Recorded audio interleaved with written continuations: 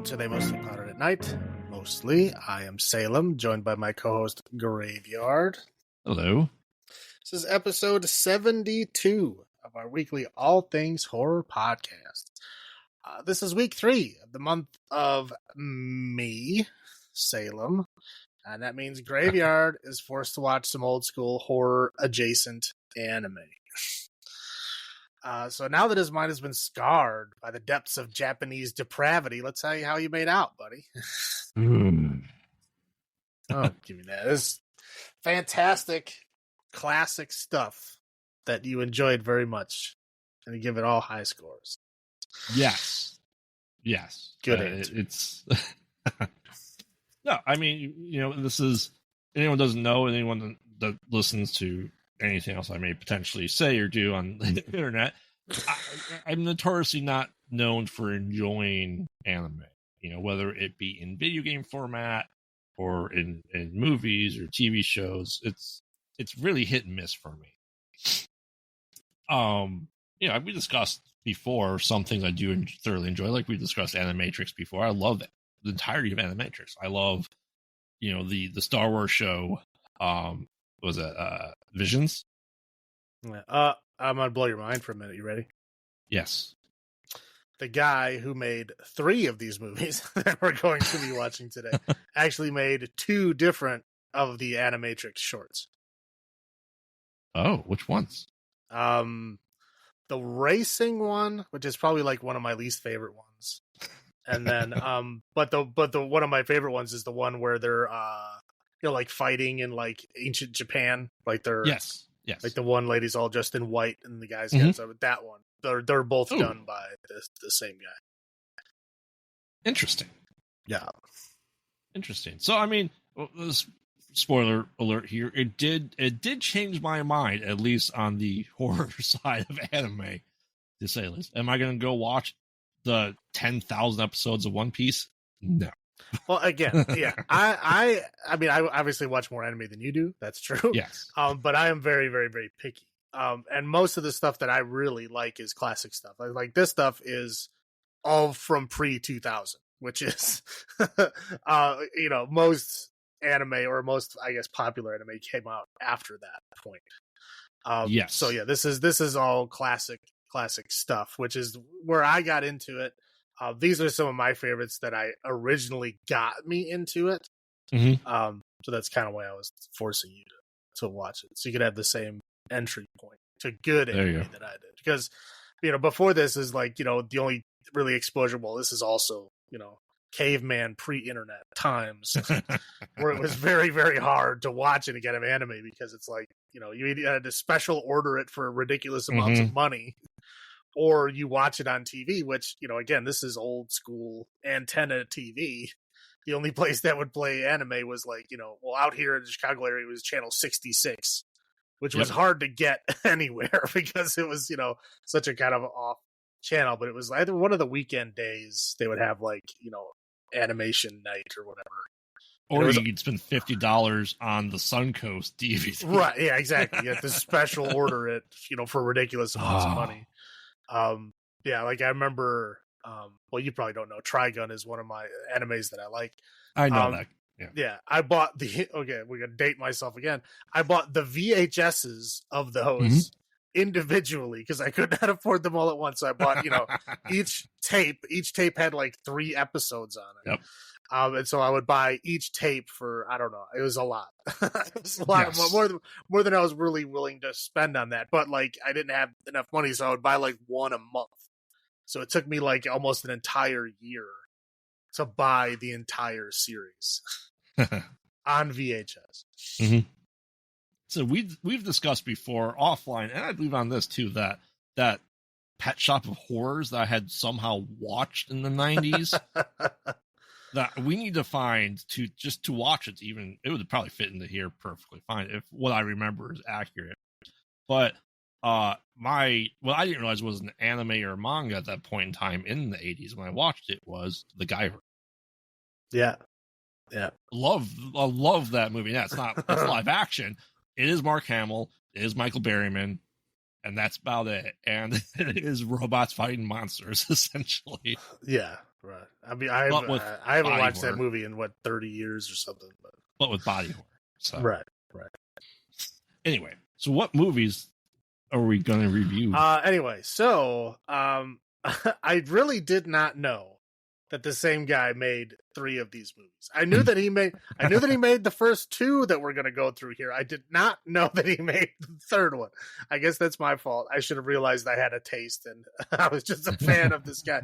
But anyway, I did not know that. I mean, I obviously I know it now. I did not know that when we first picked the movies to do this. I was just picking my favorite ones. So 3 of these are by the same director. So it's kind of sort of a director's spotlight. I'm going to butcher his name, so I apologize in advance. His name is Yoshiaki Kawajiri. And it is based off of work by Hayuki Kikuchi, who did also Vampire Hunter D, which I know. Yeah. That one I like too, but yeah, next time. There you go. So the 3 we're going to be doing is Wicked City, which came out in 1987, Demon City Shinjuku, which came out in 1988, I think. Yeah. Ninja Scroll, which came out in 1993, and Perfect Japan, Blue. 95 for us in the States. Oh, yes. I had a hard time trying to find that. I'm like, what year did it come out? Well, yeah, they're always, because they reissue them and they come out with like director's versions and then OVA version. There's so many goofy versions of it. It's hard to find sometimes. Yeah. And then we got Perfect Blue, which came out in 1997, which is technically the newest one. Yeah. Yes. I'll say that right now. If you, the order that it is in there, I would have said Perfect Blue would have been the precursor. We'll get into that.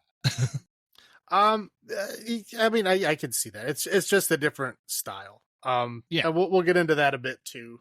To where the different styles are, they focus on different things that, whatever. Well, we'll get into as we go also, along. We'll also get into the dubbed versions versus the subtitled versions. Yes, I did. Well, I did an experiment and a half. One I tried to do all, and I couldn't do it. One I did do because I had to. So I guess, but I know what the other side is like on both of them. So yeah, we'll get into that. But that's Demon City Shinjuku and Ninja Scroll. So we'll get into that in a minute. The first one here I will let you run with is Wicked City. All right, I will do my very best to try to. Well, honestly, there's not a whole lot that happens in these, so you could probably speed run them because there's 4 of them. Yeah, I figure we'll just do quick synopses of these for the most part. But essentially, in Japan, there is a treaty that has been on. I think they said for 500 years. The treaty's been in place between the Black World, where essentially supernatural creatures or demons, shapeshifters, things of nightmares, essentially, exist. And there is coming a time where the treaty is up for renewal. And that's kind of the plot that is going there, to secure that treaty that exists. Long story short, a guy is at a bar, he's betting the bartender. He's like, that woman's been in the bathroom very long. He's taken out for a couple times over the past couple of months. I believe he says been 3 months or something like that. And we see her in the bathroom getting ready. She's like, hey, let's go back to my place. He's like, what? Are you sure? And we see in the bathroom a female hand. Now, at this point in time, we don't know whether necessarily alive or dying. I think her hand moved slightly. And then we essentially get what I'm going to call the inspiration for the movie Teeth. He takes the lady he's been courting for months back to her place. They get it on, and then he narrowly escapes his penis being bitten off by the Venus flytrap vagina. After her arms elongate. Yes. and get claws on the end of it. Essentially, she turns into a spider with a teeth vagina. Yeah, a four-legged spider with a teethy vagina, yes. Yes, like I said, inspiration for the movie Teeth. Fair. which we'll have to get to at some point. And she's like, I have seen that one. I do know that one. Yes. She's like, oh, you barely escaped. I got what I came for. All right, cool. He's like, whew. And then we get like I'd say hints of noir in it. I would say I think it's more than hints. It's more than hints. Very odd places. Like when how eager she was when she greeted him at the door. I'm like, that's a weird place to have an inner monologue. Well, yeah, the way I literally wrote it down. I was like, how do you describe this movie? And I would call it, 3 words, right? Well, I guess not 3 words, but whatever. 3 descriptors. How about that? Yes. I would call it erotic, noir, Men in Black. Yes. Hands down, yes. I completely agree with that. And there is very, very much, and I'll get into that plot, is, he the main guy, let's call him Taki, or Ren. What do they call him most? Taki, right?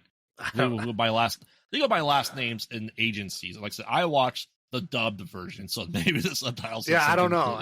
I mean, yeah, because the names are different, as we'll find out as we go along. But he works at a company and he sells electronics. But that's the cover. He is actually part of the Black Guard, which is used to Men in Black it up. Men in Black is aliens. They have to fight rogue aliens and protect the public from this. But he is protecting the world from the Black world, and they have the Black Guard, who's there to stop any violations of the treaty. So he does get we introduced to him. He gets a new partner who is actually from the Black world, right? And I guess it's one of the first persons from the Black world to ever really be on like the team enforcing the treaty. Yeah, well, they kind of made it sound like they have their own version of that on their side, right? But she's the first one that I guess started out on their side, but then came over to their side, or yes, something like that. Yeah. So, and he's, I'd say, pretty smitten with her right away. And we do see some of their, he's attacked by, let's call them spaghetti gut creatures. And she has like Lady Deathstrike fingers. Yeah. Fingernails. Exactly. Right. So anyone doesn't know Lady Deathstrike, cybernetic implants like Wolverine, but she's like, I don't know, 3 foot long fingernails. Yeah. 3 foot long metal fingernails that come out of her fingers. Right. And she gets, life gets saved. He has a gun, and this is also a very Men in Black thing that, this is something that's really interesting. His gun is so powerful it can kill the Black World demons, but like it is very powerful, and the movie does it really well that he's also pushed back hard. Yeah. He gets imprinted walls. into he gets imprinted into bricks. The gun is firing that hard, and it kind of like the cricket from Men in Black where he fires and he just gets thrown the other way because Newton's laws say for every action there's opposite and equal reaction. So yeah, it makes sense. Did you see the bullets? Like they actually do a close up on the gun. You can see what kind of bullets go in it. Oh, I don't recall.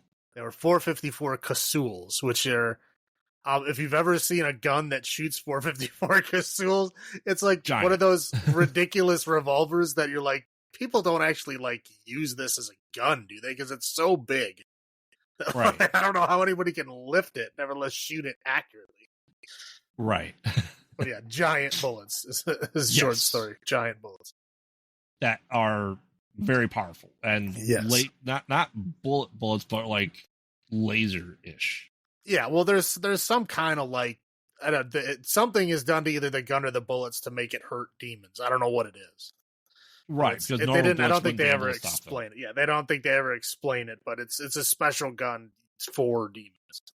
Okay, so nothing I'm missing from watching the dub. No, they don't actually explain it. He just says does say that his gun is made to hurt demons, but he never explains how.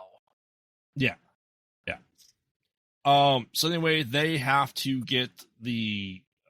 protect a guy who is going to be brokering the new treaty, and he is at least 200 years old and a pervert. Yeah, he's your typical anime tiny old man. 2 foot tall, horny old guy. Right. And usually in like the PG versions of anime, he just talks about it. This one is like he's like, yeah, straight up looking at pornography. He's like give me this girl, give me this girl. Yeah. Yeah. I mean, I think I don't know if they say it in the dubbed version. I don't know what he actually says, but like he's in the car in one scene and he's talking about how he's like, oh man, he's like, you know how like all these dudes want to like bone these demon ladies, right? He's like, you know why? And they're like, we don't want to know. And he's like, no, I'll tell you. It's because that pussy pops. Yep. I'm like, what? He said that too. Fuck? Yeah. Okay, I didn't know if you would say it the same way, but that's exactly how he says it. In 1987. Yes. So, where are we getting our slang from is a better question, I guess, because that's like modern day slang that he said in 1987, which is crazy. Yes. So anyway, he wants to go to all the brothels that exist. Like, oh, I'm horny, get me there. They're like, no, here's some magazines. You can't leave the room. And like, oh, you got to protect me, blah, blah, blah. Well, they bring him to a special hotel, which is supposed to be like spiritually protected from demons. Spiritually and psychically charged. So if anyone that knows the magicians or Dresden Files that know about protective wards, they have spells cast throughout the buildings that you can't really unravel, right? It's spells upon spells upon spells. Thing like the Sanctum Sanctorum, essentially, of Doctor Strange.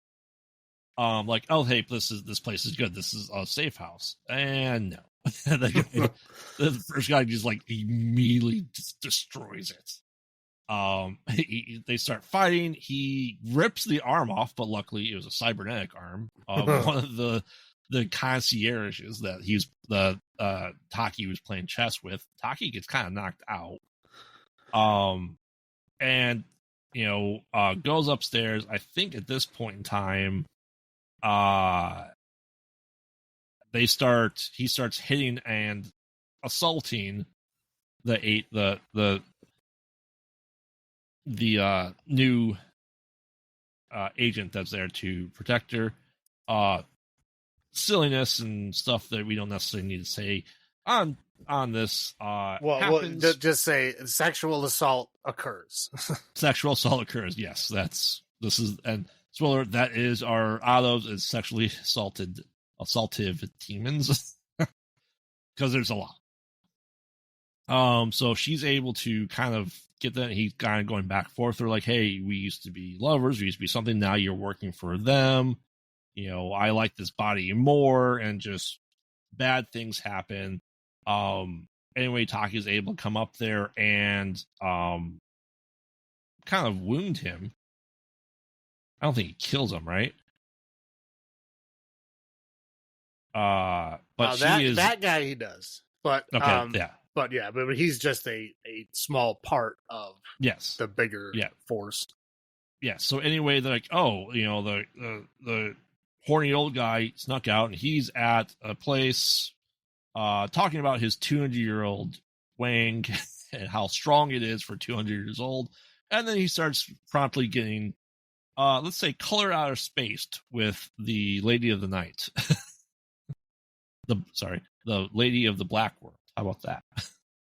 Well, yeah, melting into her. She's like a masseuse or something. Yeah, a naked masseuse. Yes. So they're able to find him. Like, where'd he go? Oh, he's clearly here at Soapland. And they rip him out. They're able to wound her. But they are taking him to the hospital because he is old as hell and he needs medical attention. While there, Maki they get attacked because like, hey, this is really weird. It's like dark and quiet. Like they entered like the I'd say almost the black world dimension, or the veil between them where nothing makes sense. So Maki goes out and starts fighting them and is like, hey, you gotta get him here. He's the most important thing. He has to make this tree happen. She is attacked by tentacles, to say the least.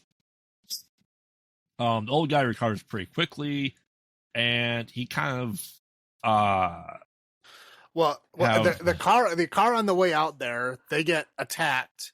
Yeah. In what they call a pocket dimension, like they put him in a little place in the dark world. And they kidnap the lady, but he gets away with the old man. So he gets the old man to the hospital, which is a special psychic hospital that's even more protected than the hotel supposedly was. So he's like actually protected in this hotel or in this hospital. So then he decides he's going to go back and save the girl, even though the old man tells him, hey, you're not supposed to do that. Like, you're supposed to protect me. And he's like, yeah, whatever. Everything's screwed anyway. I'm going to go get her back. Go get her. He gets her after she is viciously attacked again by multiple beings. Just we'll keep it at more sexual assault occurs. Yes. But he's able to save her and get rid of her. And now she's kind of wounded, and she's able to, like I said, break free. They eventually get, well, she goes, hey, that one guy is like, yeah, I used to be with him, all this stuff. They go to the clinic. They talk to Taki's superior. He's like, yeah, you left your post. You left your guy. You're fired. He's like, all right, cool. Anyway, like, you know what? But this treaty is more important, so we're still going to go ahead and kind of take care of it. And they kind of go after the main guy at this point in time, right? Yeah. Because they don't realize that the old guy stowed away. Well, not yet, no. Right. So they're going like, okay, we got to finish this. We're going to go kill him. Blah, blah, blah. And they kind of fight him back and forth. And they feel like they think they're dead in a way in the church, or maybe their own pocket dimension, because it seemed like they both got killed or got they were attacked again, like immediately. Yeah. And then stuff happened to where they woke up and thought they were dead, but they were actually in a church. Right. Yeah. But we should bone. So yep. That's what you do when you wake up naked in a church. Exactly. So anyway, they're okay. If this is, I'm trying to remember if they said hell or heaven, whatever it was, they're okay with it. This is where they're going to live the rest of their lives. They're okay with it. The dubbed version. Eventually, they try to come back again. And then they are, talking about, hey, you guys are like the perfect couple. You guys are going to make the one. That they've been trying to genetically splice black world and humans for hundreds of years. They've been able to do it, and that's what the purpose of the Venus flytrap vagina lady was in the beginning of the movie, was trying to get genetic code. And that's all they're trying to do, is to create this thing that can walk both worlds and live in both worlds. Right. But the dark world is opposed to that. Right. So they were working against the human world it. The human world is for it. Yeah, they said they've been trying it for how long? They have like entire government facilities trying to do all this stuff. Right. So essentially what happens is it's like Dune. Like the Bene Gesserit and Dune have like these genetic lines that they're trying to interbreed to make like the perfect being. And basically this is the end result, is they force these two to be together because their genetic code is going to make the one, the perfect being. Yes. So anyway, look, the horny old guy is alive, and he just easily defeats the shadow guy. Yeah. And he's like, oh, by the way, you weren't protecting me. I was protecting you. Well, yeah, and he also shows his power, which is that lightning power, which we saw a couple of times earlier in the movie, Yes. but we were given no explanation as to what that was all about. But now we know that was him protecting them. Yeah. So then he tells them all that stuff, and he's like, "You love her," and I said, "This is the version. You love her, don't you?" He goes, "No, I could never." Okay. I'm sure the subtitle version is different because I'm looking at the lineup. It is very different. Different. No, he does say no. He does say no.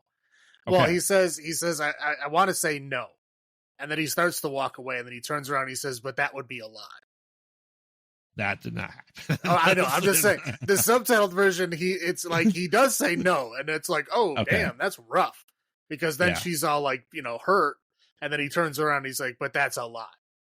And then like they actually, I mean, it's not like a sappy ending, but he does say like, "Yeah, I do have feelings for her. I want to work." And then and then he's able to get his job back working at the Blackguard because he did what he was supposed to do, and he wants to protect his because quote in the dub version, the child's not old enough yet, aka not born, to protect itself, so things will be coming for it. So he must work for the Blackguard to protect his love and his child. Well, yeah, they pretend fired them both so that they would have nothing else to do but bone. That's why they did it. They weren't actually fired. Right. Yeah. End of movie. Correct. Okay. Decent recap. Oh, you're good. Yeah. I mean, I was just kind of trying to step in because a reason why I'm stepping in is because I know you watched the dubbed version and I watched the subtitled version. So again, it is explained better in the subtitled version. I was just trying to like clarify it, both for you and for whoever may be listening. So. Yeah. Do you want me to go into my first thoughts? This is you had your first thoughts. Well, you can do your first thoughts and rewatch it too because you've rewatched this. This is my first time. Mm-hmm. Yeah, like I said, it very much is. There very big hints of Men in Black. Obviously, Men in Black was a comic before the movie, and I really feel like they drew a lot of inspiration for a lot of it from this movie, from Wicked City. Well, I mean, and that's the thing. You watch classic anime, and you will see a lot of people pulled a lot of inspiration from this old stuff. And yes, I guess it's not really surprising because, I mean, yeah, a lot of people watched it. It formed them, but it's also not very common. So, like, when people use like callbacks to classic movies and stuff like that, if we know the movies, it's like, oh yeah, okay, it's an homage to this or whatever. But anime, most people don't know. So you don't realize that it's people are giving homages. I mean, we'll talk about that a little bit more later on with Darren Aronofsky and Perfect Blue, but we'll get there. And to me, that was like the oh shit moment, like when you watch Dark City for the first time and then watch The Matrix, and you go, okay, they got everything from that movie, right? Because most people don't know Dark City, which is unfortunate. It's very unfortunate. It was like, it was one of, I remember, I think that was the movie that I really started liking Jennifer Connelly was that movie. Yeah. So for the recollection of myself of anime horror that was a movie, I thought this was I thought this was a pretty high bar. I think this was a perfect template or perfect standard. Had been the first one that I was going to kind of try to compare the rest of them to. Was there enough horror elements in it for you? Yeah, there was very horror elements. There was a lot. Well, I mean, face it, body horror. Well, yeah, is huge in this. And and the idea of the underworld or other world that is parallel to our own, and having that thin veil and having people protect one or both sides. It's very horror thematic too. That is a kind of a standard story in a lot of horror things as well. So I think story wise and body horror wise, yeah, it was absolute horror. And the forced sexual assaults. There's a lot. Yeah, yeah. Don't watch it if you're squeamish or triggered by sexual assault, because there's a couple in there. Yes. Was it as bad as our 70s ones? No, but it was still not that far. But it's animation. If you're not expecting animation to have sexual assault in it, this will surprise you a lot. There's tentacles in hentai for a reason, and this is the reason. Yep. So do you remember the first time watching it, and do you catch anything on the rewatches? I do. I actually do remember the first time I watched this. I've watched it a bunch of times since then, but the first time I watched it is kind of funny because it was one of these weekends where no one can remember it occurring. It was bizarre. It was like my uncle at the time was going to college. Mm-hmm. So my mother, I came home from school I was in high school. I came home from school on a Friday, and my mom's like, guess what? You're going to hang out in a dorm room for the weekend. I'm like, oh, okay. Like, I had no idea. Like, what are you talking about? And she drove me out to his college, dropped me off in this dorm room, and I hung out in a dorm room for an entire weekend. The uncle that was there, his roommates were all gone. Like, for the whole weekend, they were not there at all. And he was barely there. He like came in and out like maybe a couple of times to like make sure I had like food and supplies and stuff. And that was it. Like, otherwise I was just stuck in this dorm room. But one of his roommates had a whole bunch of old anime and movies and stuff. Like, this weekend is like, for me, it's like one of the defining moments of my life, right? Because I watched a lot of movies that I like have shaped me as a person, I think, in that weekend. But no one remember. My mom has no idea. She's like, that didn't happen. I'm like, no, it did. It did. No one remembers it. The uncle whose dorm room I was in, no recollection of it. No one has any idea that this happened. So this might have happened in an alternate timeline somewhere, and I've just now came into this one. I don't know. But it's your Mandela effect. Yeah, something like that. No one has any recollection of this ever happening. But this was the first actual adult, uncensored anime I ever watched. Oh, wow. Yeah. I'd watched anime before this point, but again, it was on Channel 66 on the weekends, and they had some of the more violent stuff, but it was always worst stuff was censored out. Right. So this was the first one I watched like uncut, uncensored, and I was like blown away. I was like, whoa. Like, I knew anime was cool at that point. I didn't realize it could go like this far. I didn't realize how adult it was. But yeah, no, I loved it. It was great. Again, I watched so many movies that weekend. A lot of them were anime, but it was also like the first weekend I ever watched Clerks. There's so many movies. Anyway, I won't get into that. But yeah, this was definitely the very first adult anime that I ever watched. So yeah, I have a very clear memory of watching it for the first time. But yeah, no, again, I've been watching it so many times. I always get down to it's like an erotic noir Men in Black. That's like the best way to describe it. Yeah, I absolutely agree. Yeah, I mean, these are all pretty short. They're all like, I think Ninja Scroll is like the longest one, and it's like an hour 34. Yeah. But the rest of these are like 80 minutes long. They're not very long. Yes.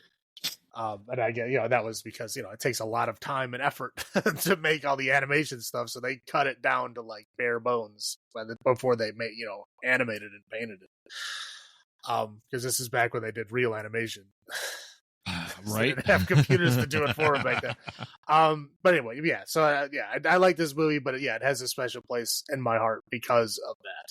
So, but we can go into highlights. You want to start with highlights, or do you want me to go first? Yeah, I'll start with highlights. Mm-hmm. I thought, I know we discussed this offline, obviously bringing it up here, is the attention to detail is amazing. Like, I felt like, we'll discuss it as we get on in these movies, is because there's not a lot of crowds of people, you don't notice it because everything there seems to be there with a purpose and drawn out and thought out, as I guess the best way of saying it, right? Everything has enough attention to detail, which is astounding to me. And I'll just say this as a highlight because it's funny to me is as detailed as they get into the woman body, our main guy, Taki, who has like 72-pack abs, has no nipples. Well, nobody wants to see man nipples. I know. Well, I should say nobody watching anime in 1987 wants to see man nipples. How about that? That's perfectly fair. But I was didn't do any research into these going because I wanted to go into these as blind as possible for my first watches. I thought the way it was, the way we'd say the way it was shot, but the angles of the drawing, the atmosphere is like cinematically a movie but it's an anime. Like you can see this being a live action. If they did a shot for shot remake, they could absolutely do this and be a perfect horror setting. Oh yeah, and I'm honestly surprised that some of these have not been made into this movie would be perfect. Well, I think the sexual assault kind of puts people off, and it's again, it might be one of those movies where the creator has like a lot of control, and they'll be like, "Yeah, we'll make it if there's less sexual assault," and he's like, "No, it stays in." And okay, I guess we'll walk away. But I mean, it's for 1987, and I'm trying to think of anything before this that this would have pulled from. But this seems like it would have been like easily like a 90s horror movie. But I mean, at that point in time, the sexual assault would be horrible CG snakes. Which, okay, I guess that's okay. But thematically, it could have easily fit into like even the early 2000s, the new French extremities. It could have fit into the Eli Roth world. We're talking 15 years later that it would have fit into that. So I think for 1987, it was astounding. Oh yeah, for sure.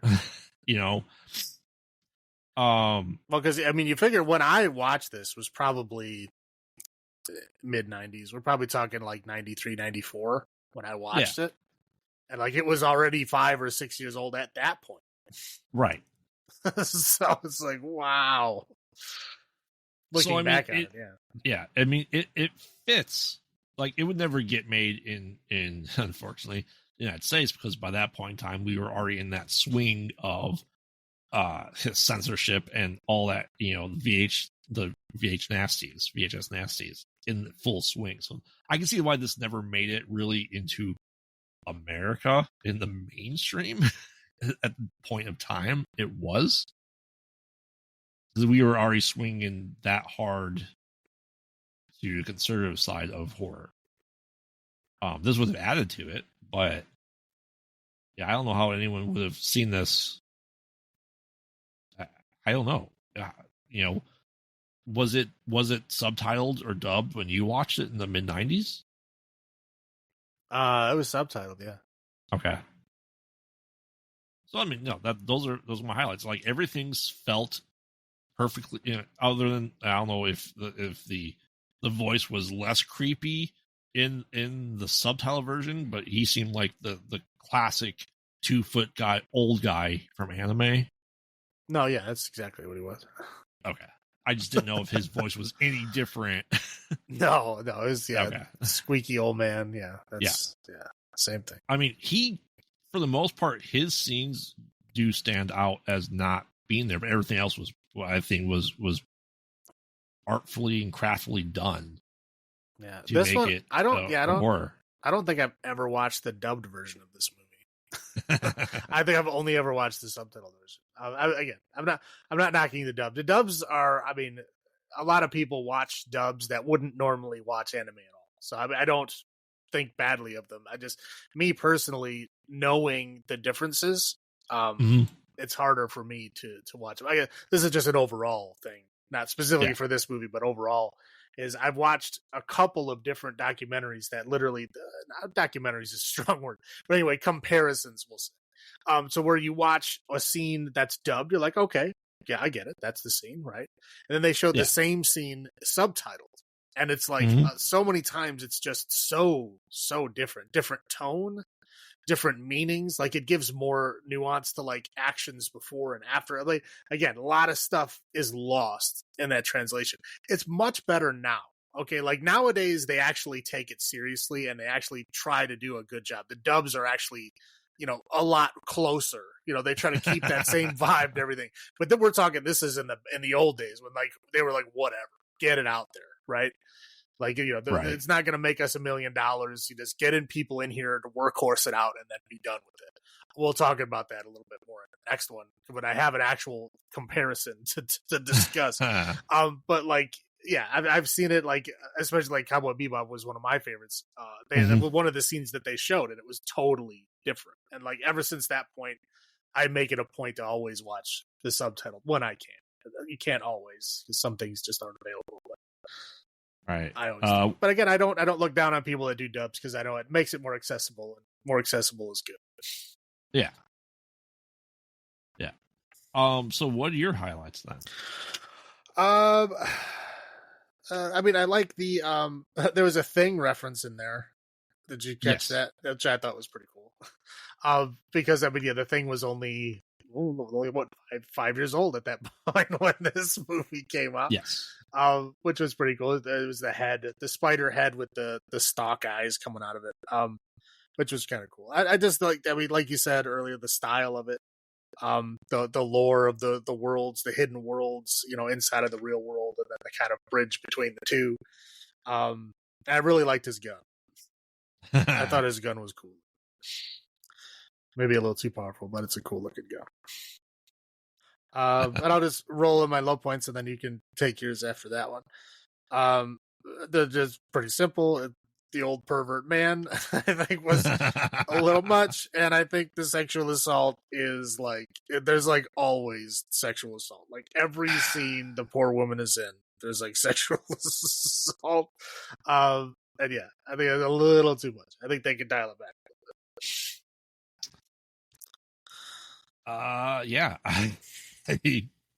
I completely agree. The old man is a little much. The sexual assault is a bit much, and it's seems to go on for too long, like uncomfortable, like not 43 minutes, long of freaking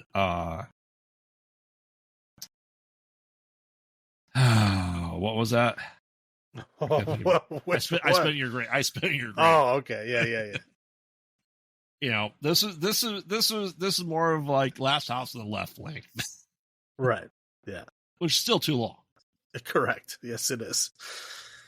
No, like I said, those are really my only low points. It's the same as yours. Yeah, but no, it's a solid movie. It's like I said, it's short and sweet. It's only like 80 minutes long. Yeah. Again, as long as you're prepared for the adult nature of this animated film, it's great. The wife was not prepared for me. I imagine. That's why I specifically told you. I said, do not watch these movies with your children because you'll have a lot of weird explanations to give. I had a lot of weird explanations with just the wife watching it. Oh, I'm sure. Yeah, it's a heavy one. She's like, "You're gonna go watch it somewhere else, right?" I'm like, "Yeah." Again, like this was the first adult anime I ever watched, so like it was like all downhill from here. I mean, I've seen worse ones, but it took a while for me to get to a worse one. Yeah. So, do you want me to give my olives first? Yeah, go for it. With it being, I'm not judging it based off of being an anime. I'm judging just off if it's a regular movie, because it is. It's just a different style. Surprised, like I said, I was greatly surprised by this movie. I tried to have no preconceived notions of it and take all the stuff I hated from the Pokemon era anime that was ingrained into my head as a teenager, and view it from the different style of just being a straight up horror movie regardless of anything else. I will give this 9 sexual assault demons out of 10. Wow, that high? Yeah. Wow. Like I said, this is the first one, so the bar was set really high for me. Well, again, I wanted you to start out with this one because this was the one that I started out with. And I was like, okay, if we're doing this chronological order, I know he's going to watch them in chronological order. He's going to hit Wicked City first, and that's what I want him to do. Yeah. No, and it's that high because I do want to watch it again, and I do want to watch it with the subtitles. So it's not going to be like a chore. It's going to be, I want to see what I missed. How about you? Yeah, I mean, I probably won't go that high, but I'll go an 8 because this one is, like I said, it's got that special place in my heart because it was my first adult one. So I always, it's the one that I've compared everything else to. So yeah, it gets 8 sexual assault demons out of 10. Perfectly fair. I'm sure there's more than 9 sexual assault demons in this movie anyway. Probably, yeah. There was a bunch of them in the last scene. So yes. So okay, so on to our next movie by the same director, and just 1 year later is Demon City Shinjuku.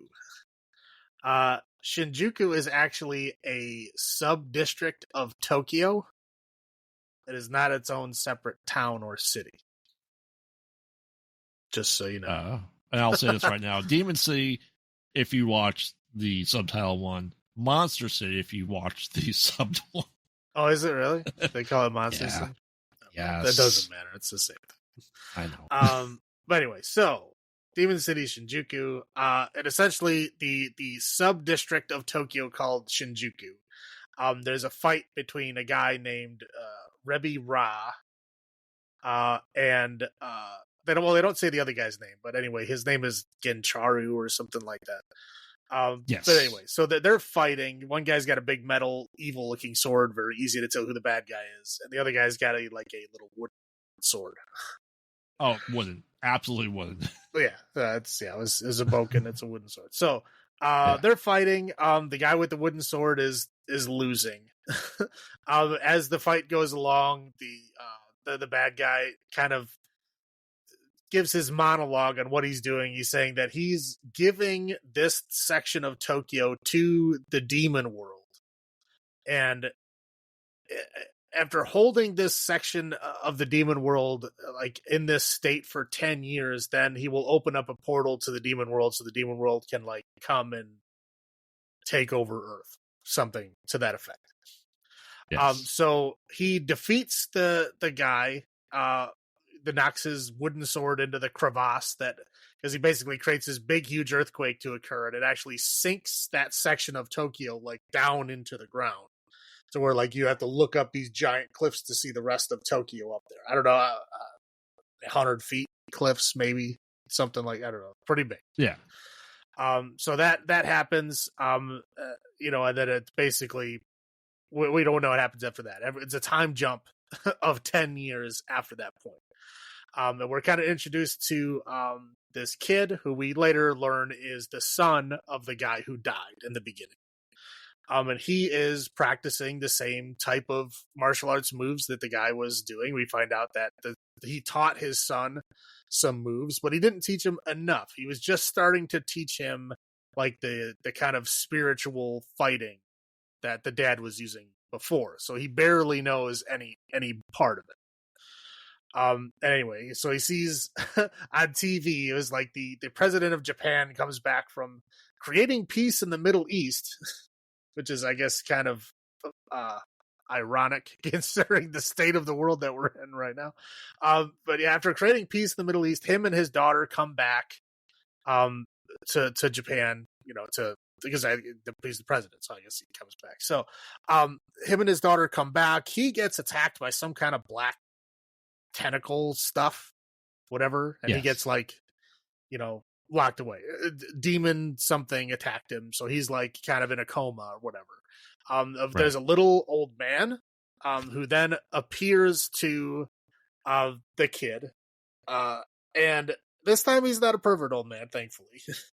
But he's like a ghost because he is the, kind of master of this spiritual martial arts that the kid is trying to learn. He was actually projecting himself. Right. Yeah, so he has to stay with the president at all times to make sure he doesn't die because, again, he's a great man who, caused peace in the Middle East, so they've got to keep him alive. So he has to stay with him, so he, talks to the kid, and he's basically like, you got to help us, you're the only one that can go and defeat this guy, and if you don't defeat him before this 10-year time limit is up, then the demon world opens up and takes over. Right. And he's like, yeah, great, blow. Right. Right. He does not do it at all. He walks away. And then he's like basically going about his business. The daughter of the president tracks him down, somehow finds out his biking route, tracks him down and basically says, hey, I'm going to go into the city to help save my dad. Will you come and help me? The old man said that you'd come and help me. And he's like, yeah, no, blow. Right? So he goes to leave again, and she runs off into the city by herself, staying true to her word. And he kind of, because she's a fast runner. Yeah, so she'll protect herself by running fast somehow. Yes. So he kind of goes, I guess I should go help her. So he reluctantly turns around and goes after her. So she goes into the city, and of course is like, being very kind of bubbly and just asking everyone for help. Of course, this is the demon city, right? So there's a lot of criminal element here. So they basically take her to mug her, and probably more than that, knowing these movies. Yeah. And he steps in to save her, and she's like, "Oh, you did come anyway. Great." So they quickly meet up with well, we'll get into this in a second. This is where I think the subtitled version and the dubbed version diverge at this point. I'm going to stick with the subtitled version. We'll discuss the differences later. A small child on roller skates comes out and basically, like they convince the one guy to say, hey, where do we find information to find this Rebbe Ra guy? And he's like, oh, you got to talk to this old hag. The old hag basically tries to steal their money and doesn't really tell them much. But anyway, they meet up with this little kid right afterwards. And the little kid is like, yeah, I know this city. I live in the sewers. I can get you anywhere you want to go. So they kind of pay him with this laser ring that she had. And he's like, okay, great. Yeah, let's do that. So he's going to go show them, the best way to get to the center where this Rebbe Ra guy supposedly is. Nobody's actually knows where he is because the center area, anyone that goes in there never comes out. So they're like, he's assuming he's in there, but they don't know because no one's ever came back out alive. But that's the only place that he doesn't know about. He's like, okay, we'll do that. So they basically, they have a little kind of scene with his like 2-headed Doberman dog. Oh yeah, very Doberman dog. Yeah, it's like a 2-headed dog. They're like, oh, where'd this 2-headed dog come from? And he's like, oh, there's a genetic lab around here. So I adopted him as a puppy. He's my best friend. And then this is when they find out that Rebbe Ra has demon bodyguards. And the demon bodyguards are now preemptively trying to kill these, the kid and the daughter, the president's daughter, because they pose a threat to Rebbe Ra, right? So the first demon is this giant, like, crab man. I don't know how else to describe that. He's a crab man. So they're fighting. They end up fighting on a train. He gets hit by the train that only takes off like one of his legs. But anyway, they're fighting and they end up beating him by a kind of a tag team attack of he hits him with his sword magic power. And then the little kid throws a grenade in his mouth and his stomach because he has 2 mouths, one in his face and one in his stomach. So he throws a grenade in his face and stomach, and then he dies. And the little kid says, that's for Kubo, my best friend dog. Yes. Now, at this point, I will pause and we will talk about what the dubbed version of this scene comes out to. The dubbed version of this, it's not a little kid. It's just a small man with a very he talks like this. Like very obviously an adult man. He is a chain smoking right. Yeah, just 30-year-old man. Right, yeah, 30-year-old man on roller skates. Who bizarrely, after they're fighting and the crab man knocks him down, the girl runs over and goes, "Oh no, not Chippy." Yes. Chippy was not the fucking kid's name. The kid is never named in the subtitled version. He's just the kid. Yes. And now she comes up with fucking Chippy out of nowhere. Again, I don't know who the fuck wrote the dubbed version of this, but they just were just doing whatever the fuck they wanted to do. And they're also just kind of a different vibe. Like the girl is very, very bubbly in the dubbed version. Yes. She's not quite so bubbly in the subtitled version. Naive, sure, not bubbly, not dumb. Just kind of naive, expecting the best out of people instead of just being stupid. Now the kid is kind of like in the dubbed version is like this kind of cocky, like 80s action hero kind of guy who like reluctantly helps her because she can't help herself. Now in the subtitled version, he's a very kind of like solemn guy, and the reason why he helps her is because it's the honorable thing to do. Like his father taught him, to honor. And so it would be dishonorable of him to let her go alone after asking him for help. It's just two like completely diverging timelines there. Anyway, that's the point where I couldn't do it. The part where I couldn't do it was when Chippy, I'll just call him Chippy. When Chippy is riding by and throws a grenade at the crab man, his mouth is clearly moving. And in the dubbed version, he doesn't say anything. It's just silence. And in the subtitled version, he says, "This one's for Kubo," which was the dog's name. Right. So it's just very bizarre that I don't know. I don't know who made the choices for dubbing in this, but it was bad. I couldn't do it anymore. I was trying to do an experiment to try to do two of them. And I got that far into it. It was, what is that? It's probably not halfway, but around there. About, yeah. Yeah. So that was like, I can't do that. So I just switched totally over to subtitles. Anyway, so they fight. So they kill the crab man. That was demon number 1.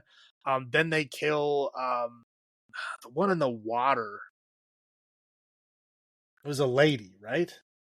Yes. Yeah, it was like a creepy lady that took Chippy's place somehow, and then dragged the kid into the water. And then they fought in the water, and he murdered her in the water. And then it like all the water like shot out of the puzzles, and then he came out unscathed. Right. And then they basically, they met up with Mephisto, who's just like your typical anime guy. I mean, the long black hair, the kind of trench coat guy. You know what I mean? Like that kind of solemn anime guy. That's really strong but bored with life. It's a kind of a trope at this point. I guess it wasn't so much one in 1988, but at this point in time it basically is. So they meet up with him, who I believe is supposed to be like the third demon. Yes. But he really doesn't care. Like he's not defending Ruby Ra at all. He's just like there. He kind of sort of tries to like divert them away for a short period of time and then just goes, whatever. So anyway, so the little girl, she's kind of, drained of energy after helping him in the whole puddle thing. So he drops her off with Mephisto.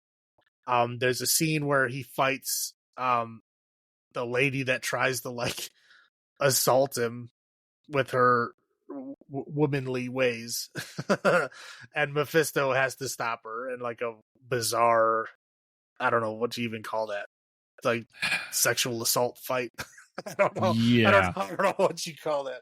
But anyway, so we just see that Mephisto is not against them at this point in time. He's just kind of like, he doesn't really want to get directly involved, but he's still helping them in his own way. Do you remember, did you play Final Fantasy X? Yeah. Aron, the guy that has like the one arm out of his sleeve, like in this. Yeah, in the guy with the big jug, and his special move is the like spit alcoholic breath. Yes, that's who he reminds me of.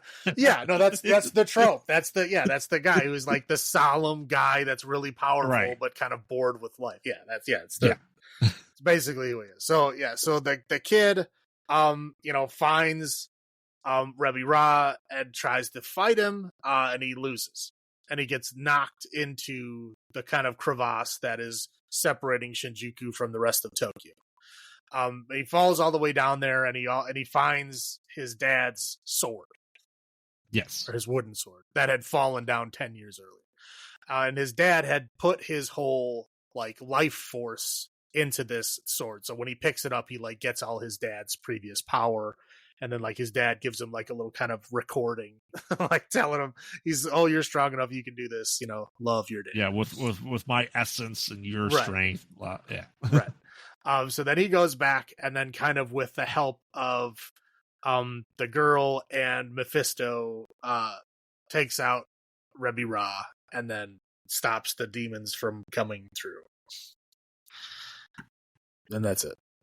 And then of course, as soon as Rebbe Ra dies, the president gets unraveled, and then everybody's happy. Yes. End of movie. End of movie. But yeah, that was my experiment of trying to watch dubbed and subtitled, and then reporting on both. And I was like, I got halfway through, and I'm like, I don't get it. I don't know what they were trying to do here, but I don't like it. Yes, I again watched the dub version of this. And again, I'm not knocking the dub version. I'm not knocking people who watch it. I just, me personally, it helps me make more sense of things to watch the subtitled version. Yeah, because you get, I guess, the pure meaning behind things. But I'm sure the dubbed is fine. Despite the 10-year or 20-year age difference with Chippy. All right, which is bizarre. And then him having the name Chippy, I'm like, where did that even come from? All right. Anyway, okay, so I'll do my highs first this time. Okay. Yeah, no, well, this movie I watched. I believe this was the second movie I watched right after Wicked City, because I'm pretty sure they were right next to each other. They did not have Ninja Scroll at this point in time, so I didn't watch Ninja Scroll until later. But these two that were there, and I did watch them. It was good. I was kind of surprised it was.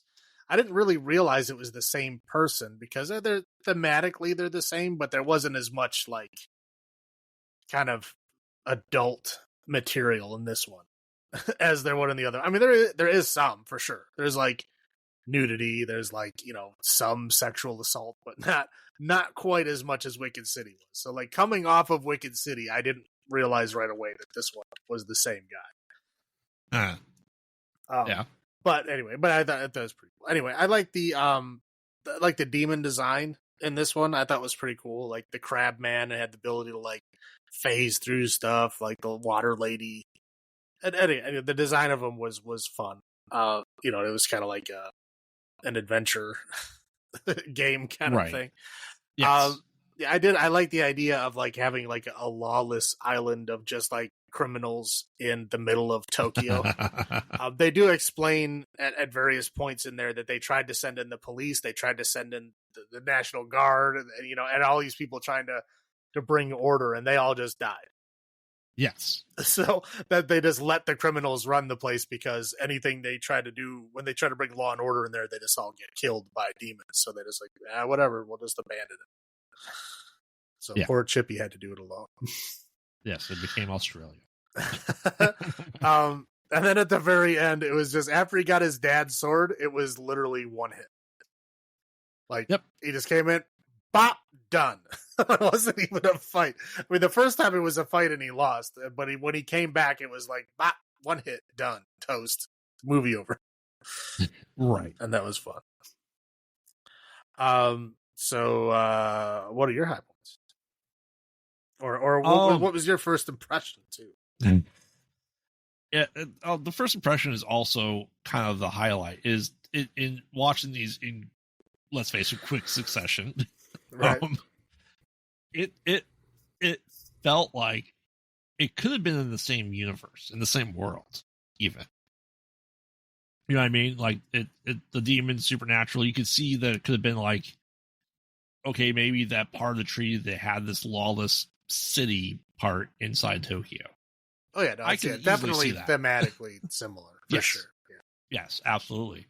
And I'm like, okay, this is still, I think, thematically fits in well with this. Like I said, as I watched this past weekend, now not knowing that is written by the same guy, directed by the same guy, right. It all kind of makes sense. And I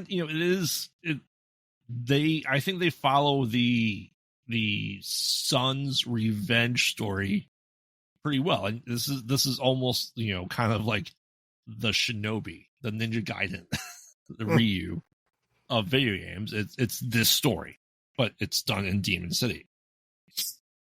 And that came out about the same time this movie did, late 80s for the NES. Yeah, no, same time. Yeah, and highlights demon design. I think was spectacular. They were very different enough, and to the point where this is what you said, 88. So I was watching like real Ghostbusters at this point in time when this came out, right? And if you remember, the real Ghostbusters is the generic ghosts were quite generic, but their creature designs and like the big bad were so unique and terrifying. And I think they would fit in perfectly with like this world. So you think they should have had a crossover? I'm just saying it's not just a generic demon. Like there's interesting stuff to it, and you go, okay, that part I can't see as much being made into a movie, but with today's technology, absolutely. Or a video game, to be able to do those effects would be perfect for it. And like I said, it was the overall story. Like I said, is it the son on the revenge of his father? Fighting the big bad. Yes, but I think they did it perfectly well. There's some that do that, the hero's journey or whatever one of those things are, and they don't do it well. You know what I mean? Oh, for sure. Yeah, I thought that is a good story, like I said, and could easily fit into the same world as Wicked City. If I didn't know any better and I had just seen it on TV, I would have thought it'd been a part of the same story, quite honestly. And that's not bad. No. Yeah, like I said, I mean, this one is basically like a slightly lighter version of Wicked City. Well, okay, like instead of, it's like, the first one, it's like an adult man, a full-on demon partner lady, right? Yes. And this one is like high school kid with another high school kid who's the president's daughter and another little kid on roller skates. You know what I mean? But dark things are still happening. I'm just saying it's like a slightly lighter version. Like, they took the kind of seriousness down a notch in this one. Right. But yeah, again, thematically very similar. Yeah, like you said, it could have happened in the same world for sure. But yeah, this one just felt like a little bit lighter. Again, like the sexual assault was a little lighter. The nudity was a little lighter. Everything was just a little lighter in this one. Right. Do you want me to roll in my low points? Yeah, go for it. All right. Dubbed version. You're in a ramen shop and your waitress sounds like she's from the South and she's gonna get you some more grits now, sugar. I'm like, what the hell? Like, what dubbing choice did you go into? And so, like, all right, that woman in Tokyo in the ramen shop, Southern Belle. Yeah, I was like, I'm sitting there thinking, I'm like, how the hell would that fit in here at all? And the only thing I can think of is like, okay, maybe there's like some kind of accent in Japan. You know what I mean? So we're like, people in Japan are like, oh, it's that hick from whatever, South Japan, that we would have no fucking clue what that means, right? We're like, I don't know what that means. So like, maybe they're like, oh, well, they're making fun of like the hick Southern Japanese. Let's put in a hick Southern U.S. person in there. Like, yeah, that'll work. I guess. Kiss my grits. Right. I was like, maybe that's what they were trying. I have no idea why they would put a Southern like waitress. I had no clue. Yeah, that like immediately I go, what the hell? Yeah, because this is the very beginning. I was like writing the beginning of my notes, and I heard that, and I heard her. oh, what you want, Chigger? I'm like, I just slow turn towards the TV. What the fuck? Like, did I put on the wrong fucking thing or something? What the hell is this? I thought for sure I did. But no, this one, I own this one. This was my own physical copy. I'm like, this is not some weird dub. Yeah.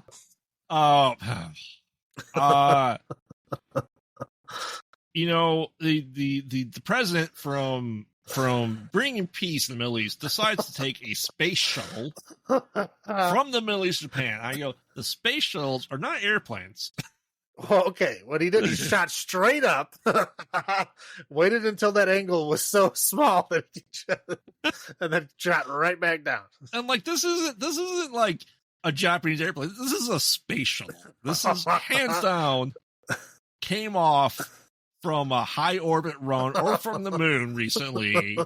And that's another thing. I'm like, okay, am I missing something? Did they just change it to the Middle East because of this time period and he really was on the moon? Like, maybe I missed something in the subtitle that the dub gave. I don't know. Like I said, my experiment failed. I was going to watch the whole movie both ways, and I couldn't. I watched it halfway through the dubs, and I'm like, I cannot do this. And I had to switch to subtitles. So I didn't actually watch the beginning in subtitles and haven't for a while, so I don't know. So the low point is the dubbing. It is so bizarre at points. And I feel like the dub version made it very lost in translation for me, and a lot of it. No, you're not wrong, because I watched halfway through. I'm like, what the fuck are you talking about? Why is his name Chippy? Why is he moving his mouth and no one's saying anything? Like, what? Why would he not say something?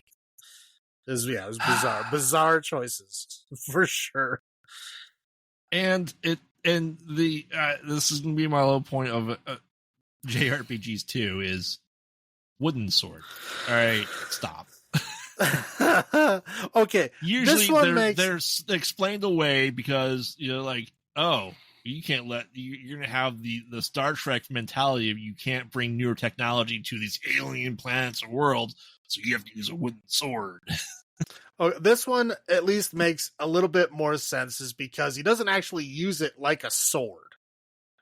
It's just a conduit for his like spiritual energy or whatever. He uses it. Yes. I mean, I agree, but still a wooden sword. Oh no. I'm not disagreeing. I'm just saying this one at least makes a little bit more sense. There are some of these that I've watched that they just have a wooden sword and it acts like a normal sword. Yes. It's like, I'm pretty sure that's not how wooden swords would work. But this one, at least they kind of, that they have an excuse as to why. And he killed the guy without push it to the limit training montage to defeat him that handily. Right. Like I said, he came back, pop, just dead. This one hit. Right. Yes. Wow. That's not even a fight. Like, nope. Was he really that hard of a guy if he just had no issues after leveling up? I think my favorite thing was like the other guy who's got this big metal sharpened evil sword that he doesn't swing at all. He just holds it up and then shoots a laser out of it. Like, yes. Why do you have this big, heavy, sharpened sword if you're just going to shoot lasers at it? But yes, those. Oh, also, I guess that the main guy's supposed to be a high schooler, but the little girl seemed like she was 12. And I know.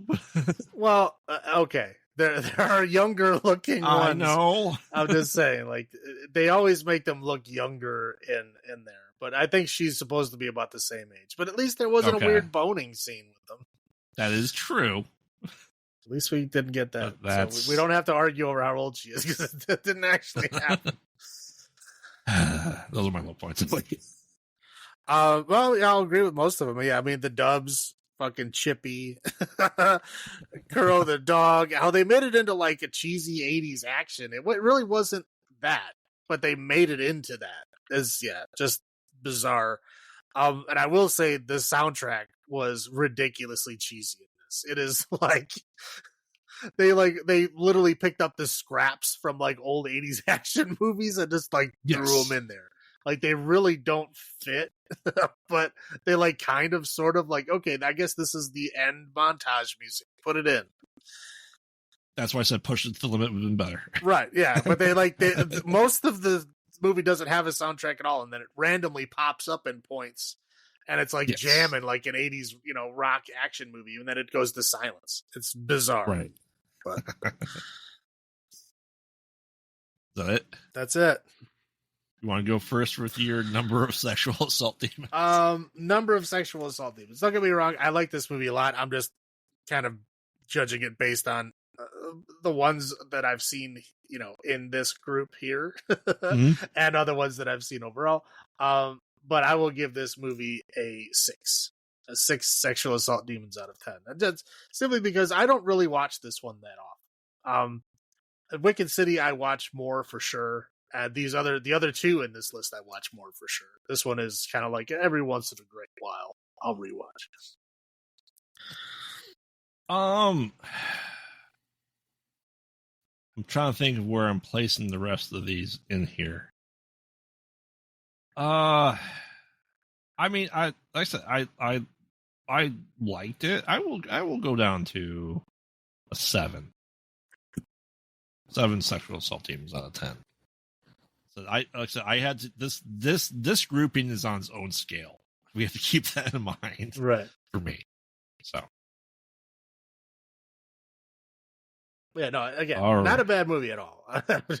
I do rewatch it sometimes. It's not like I dread it or anything. It's just, I don't think this one's as good as the other one. Yeah. Okay, so now we fast forward to 1993 with the Ninja Scroll. Yes, a Toho movie. I was pleasantly surprised to see the Toho logo on this. I'm like, really? Okay, let's get into it.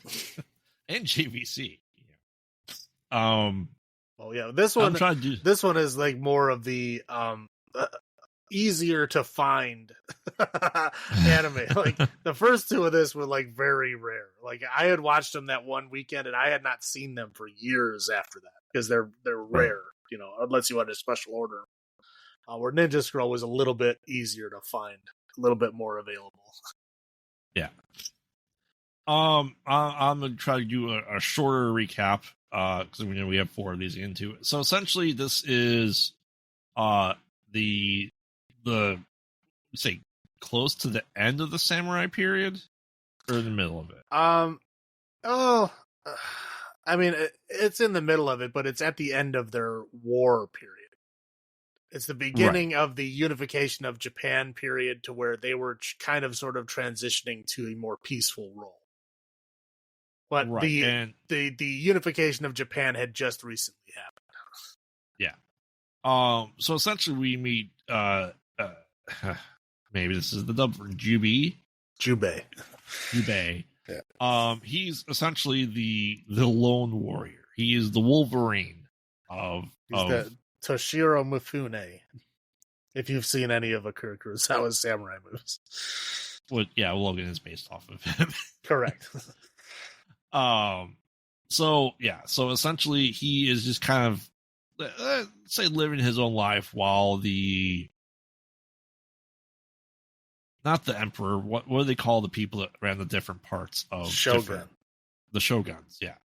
Essentially they're going to try to go get this ship of gold to raise their own army to go and essentially the way I got it was collate and get more power and expand his reach. He's pulling a kingpin from Marvel. Okay.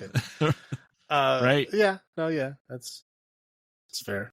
And we were introduced to as essentially a village like, oh look, the plague. Yeah, they think is from a nearby boat. Or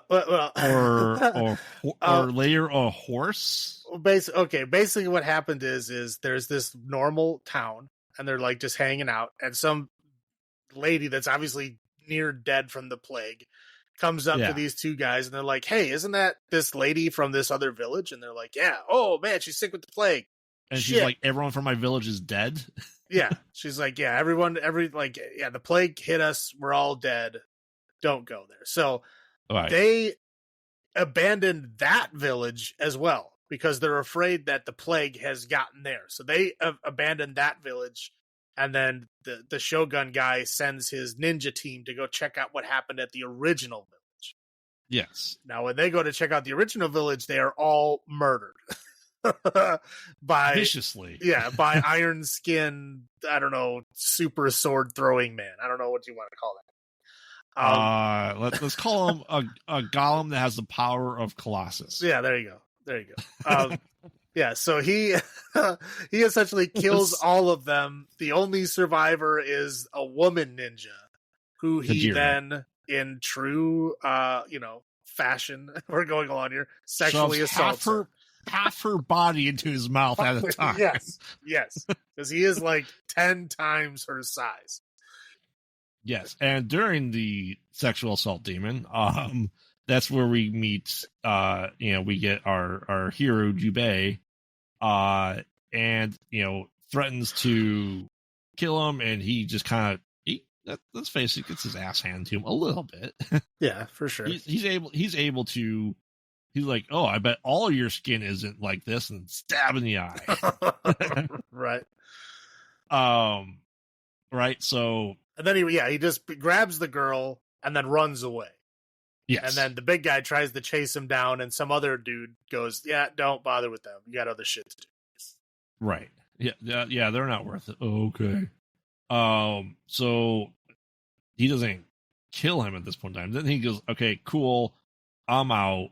And then he starts taking a bath in the hot spring, and enter creepy old man. Yep. And he's like, "Hey, you need to do this for me." No. Okay. And throws a ninja star into him. Haha, that's filled with poison. Exactly. You have a day and a half to live. Yeah. All right. And he grabs it. He's like, haha, stabs him. You think I would use the same one on me? Okay, cool. It's like, so yeah, you got to, I'll give you the antidote if you do these tasks. So eventually he goes into it, and let's see here. Is this when? This isn't when he comes back to that guy. Yeah, no, it is. Is it? No, yeah. Okay, so he basically gets dressed and goes to leave the town. Yeah, and the guy comes back, and he's like finding him, and like all of a sudden, he thinks he's winning, and like he just starts like melting from the inside, I guess, or splintering.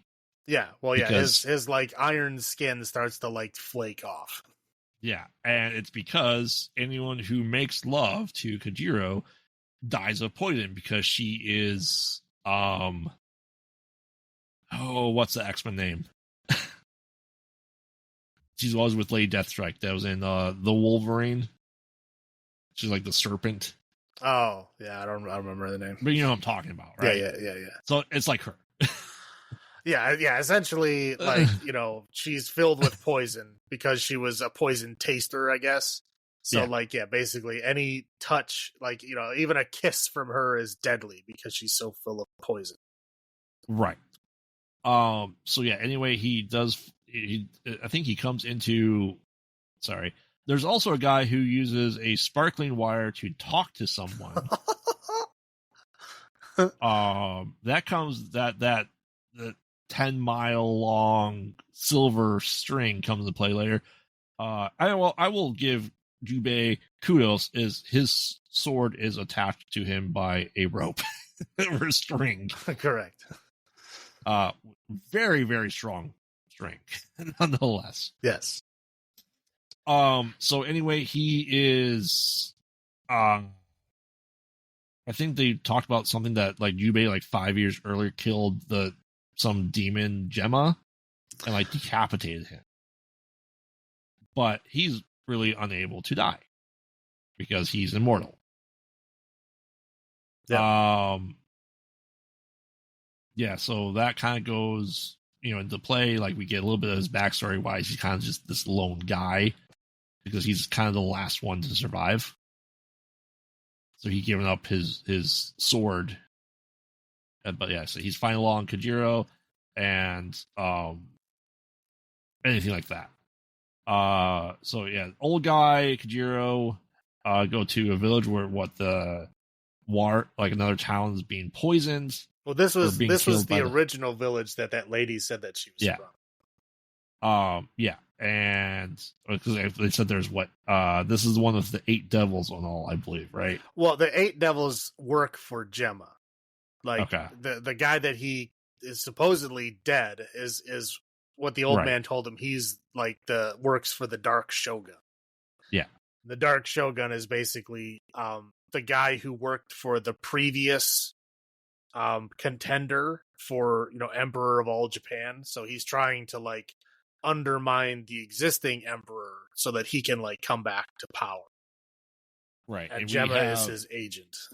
Right. We have partial android lady with snake tattoos that can come off of her. Yep. That string and mouth guy is abusing it a lot. Yeah. Yeah, the flamboyant guy with the strings. There's the little guy with the hunchback that has the wasps in it. Yes. There's the guy that has the crossbow that can hide in the shadows. Yep. My favorite is the lady whose power is just gunpowder. Yes. She just has a bunch of gunpowder. That's her whole power. Like, okay, that's not a power. That's just something you make. Maybe she was the only one with the recipe, I guess. I don't know. Yeah. So anyway, they're just kind of going around there and they're fighting. So anyway, yeah, he defeats the wasp nest back guy, like drowning the wasp into it. A lot of wasps. Yep. And the snake lady tries. I think she even tries to seduce or sexually assaults Kajira with her snake tattoos that come off. Well, and bites her. Well, like, that won't do anything to me. The lady ninja doesn't come back until later. And yeah. that's when she comes back, is when he's like held down by snakes and she's like interrogating Jubei. Right. And then when she comes in and holds a knife to her throat, being like, let him go. And then a snake, comes out of her no-no zone and bites her. And she's like, oh, that's a poisonous snake. You're going to die. And she's like, I'm immune to poison. So that's how she saves him. And then she gets electrocuted by the guy with the string because she thought she was going to give up. String. Yeah. Well, 1, he thought she failed twice in one day. And 2, he thought she was going to give up information that he didn't want her to give up. Yes. So she's dead. Yeah. So anyway, there's a couple other fighting. They get knocked off of a cliff, and his rope, that's his sword that's attached to, dental floss, essentially. Yeah, I don't know what it is. It's the same kind of string that the other guy has. I don't know. It's like, It's like spider silk or I don't know something what it is. Like it's that. Super strong, very thin one. In this feudal Japan, was able to act like the can and string telephone. Right. And all you do is like put it in your mouth and talk, and it'll be able to understand you. Anyway, so he, like I said, fight ensues. They kind of go, hey, if you have sex with me, I'm the antidote to your poison. Yeah, the old man said that. We don't know if that's actually true. I think he was just trying to get them to bone, is what I think he was doing. I think the pervert old man wanted to watch them bone. Right. Yes. Yeah, because he doesn't bone her and he survives anyway. So. Correct. But he does kiss her. And yes. She did say earlier that her kiss was poison too, so. Because you know how you counteract poison? More poison. Exactly. Like fight fire with fire. Right. So just having one poison in your body, you'll have 2. Yeah, and then your body freaks out and goes, I don't know what to do with 2. Whatever. We'll just ignore both. That's how it works. Anyway, she dies. Yeah, she dies. Yeah, so eventually they get to the ship, and this is where we get let's call them the Foot Clan ninjas of who are giving the stevedores a run from their money. They're loading that ship fast. Super fast. Because we all know that gold is lightweight and easily throwable like that. They're ninjas. They're ninjas, dude. Okay. They're ninjas. They're moving so fast that the weight can't even affect them yet. Yes, but they are. This is, I think, the first time we really get to see like the process of reusing the same scene over and over. We had made this once for like 2 seconds. All right, how about 30? Let's just do it 20 more times. Yep, perfect. Have them hop from all different places. Go. Right. So anyway, the guy who is the Shogun, the Shogun gets killed. Well, right? That's the Shogun kills the girl because she is still like in service to the Shogun. So the Shogun shows up like, we're here with the whole team. You're ready to help out. And she's like, oh, great. And then she turns around and then he stabs her in the back. Stab. And then you figure out that he was already dead. And he was being controlled by the other guy. Yeah, and it was Gemma. It's like, you think cut off my head would kill me? Right. Yes. No. Yeah, and he's got a big scar around his neck. His neck is thicker than his fucking head. Right. So they start to fight. The ship kind of gets set ablaze, I think, from the gunpowder lady, right? Yep. And like, you'll never defeat me. I'm immortal. Aha. All this gold is melting, and we will give you a golden shower death from Game of Thrones, and you will be essentially encased in gold and sink to the bottom of the river. Jubei is seemingly okay, supposedly healed from the poison, acting with the poison. And, well, he goes on with Kajira's headband on his head and continues to roam the feudal Japan countryside. Yeah. Well, there is a sequel and also a series. So, yes, he does survive. Yes. Did I miss anything important?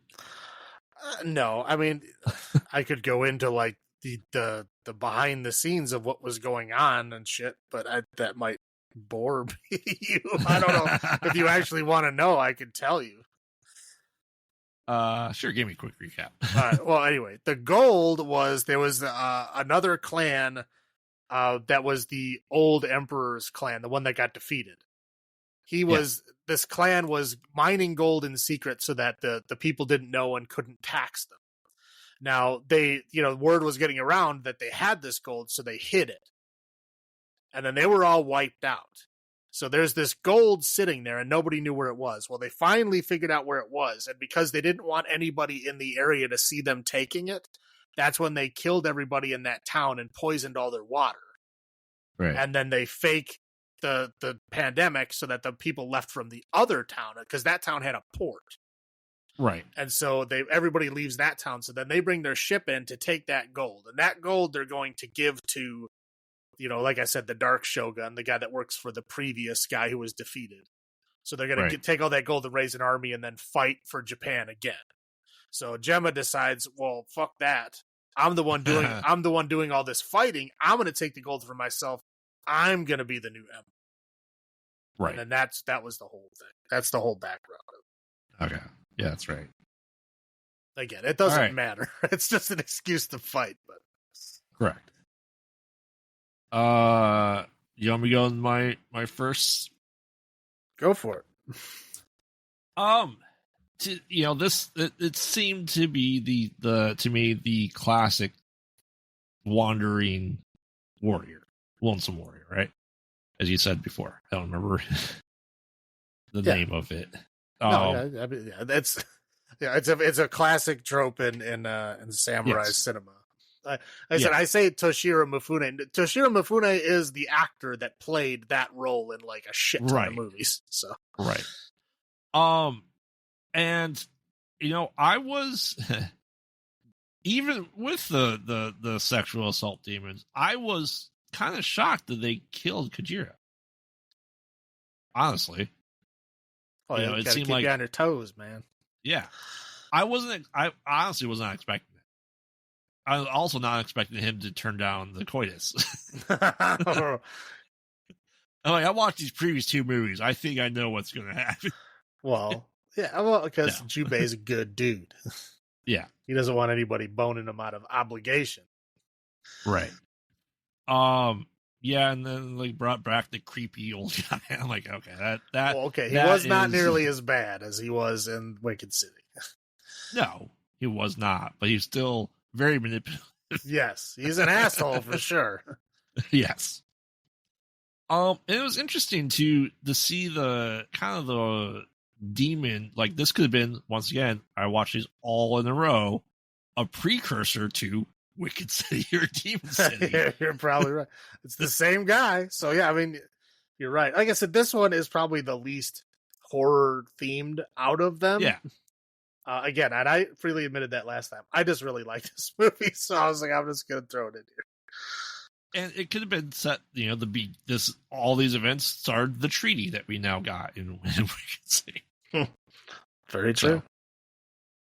No, I said it wasn't awful,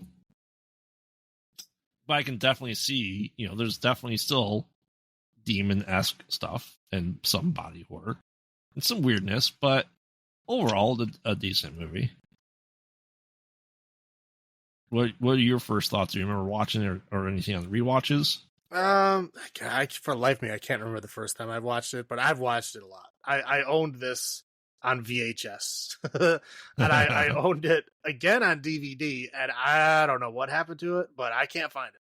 So I had to watch this one again, this time as a dub, because that's the only version I could find to watch. Like, even, like, I searched for it on every streaming service known to man, and it was like, nope, does not exist. So yeah, I'm sure it'll show up on like Crunchyroll or something at some point. But yeah, as for right now, when I was trying to watch it, it wasn't there. I could find the series everywhere. Yes, but the series was easier to find. Yeah, I could not find the actual, 1993/95 version of it. Yeah, so I remember the first time, but it's one of those ones I've owned and rewatched at least every couple of years. So it's one of my very favorites. Okay, that's it. Do you want me to go on high points, or you want to go on your low points? You can go to high points. I really like it because it's kind of a more classic Japanese anime story. It's still darker. I don't like the happy stuff. That happy shit really bothers me, and I can't watch that kind of stuff. But it still has that darker aspect, but it's more, it's got that fun samurai era thing to it, right? Which I think is super cool. It's got your ninja hops and your blood jets when they get, cut, and like blood is spraying everywhere. You get like blood rain and stuff. I mean, it's fun stuff. It's good stuff. I like all that kind of stuff. And I did like that they had the LGBTQ guy in there, and nobody really called him out or anything. He was just there. Not at all. Yeah, he was just there, and he preferred the company of men, and that was okay. The one lady was jealous of him, but that was she wasn't mad that he was, what he was. She was just mad that he kind of stole the guy. She had a crush on him, and she was upset that he didn't like girls. that was like the whole thing. That was the kind of rivalry between them. But yeah, nobody cared that he was gay at all. They both had the same guy. Right, yeah, they were both they were both boning the same dude, and they were like, kind of rivalries about it. But yeah, like nobody bats an eye. He's just, he's gay. It's okay. Nobody cares. Yeah. Which is, again, interesting. It's interesting for 93 in Japan. It's interesting for that time period that it was set too. Right. But yeah, that's all I got. What do you got? Once again, I feel like, the creatures and, the things that were fine were just, they were very unique to me. They don't look like anything else. They didn't look like, oh, this is clearly, off of this guy. Right. And I like that. Like, to me, they're fresh characters. They're well drawn when they decide to draw them. And I do appreciate the blood spatter, and it is, I said, the trope is a trope for a reason, right? It's a good story to do, and like I said, Logan's adapted that tremendously. Wolverine, like Wolverine's entire story of him going to Japan is essentially this story, right? Yeah, exactly. Like I said, replace Lady Deathstrike with Kojiro. Well, I mean, it's funny because like the two biggest, I think, genres that are known for that is one, like samurai movies and 2 like westerns, right? Yes. And the funny part is that a lot of westerns just straight up stole samurai movies and remade them as westerns. Oh yeah. I mean, like, very classic. Like you have A Fistful of Dollars, right? There's like the first big Clint Eastwood western movie is a blatant ripoff of Yojimbo, which is Akira Kurosawa's very early movie. It's literally scene for scene, same fucking movie. Right. And then you have like Seven Samurai, which is again probably Akira Kurosawa's most famous movie. I think probably his best movie, but The Magnificent Seven, very famous western, right? Who had like oh Jesus, I can't even remember everybody that was in it right now. Yul Brynner was in it. The guy who was in all the Death Wish movies, I can't remember his Bronson. Bronson was in it. I mean, like again, a lot of people, a lot of famous people, big western at the time. Yeah, straight up stole from Seven Samurai. There's so many movies that they just was like, yeah, we'll just remake these samurai movies. Nobody in America is going to watch it. Just pretty true. Not many people watched Akira Kurosawa movies. Yeah, at that point, absolutely. Now, yes. Well, yeah, now it's a lot more mainstream because there's access. That's the big thing. As back then, access was very hard to find. You'd have to know what you were looking for. Like I want to watch Seven Samurai. Nobody goes into the movie theater and goes, Seven Samurai, that looks interesting. No, because it was never fucking there. Like, like you're going to Blockbuster looking for Seven Samurai, you're going to leave empty-handed because, I mean, I'm sure some of them may have had it, but it's not going to be out on the shelf like advertised. Right. Do you want to roll into my low points then? Yep.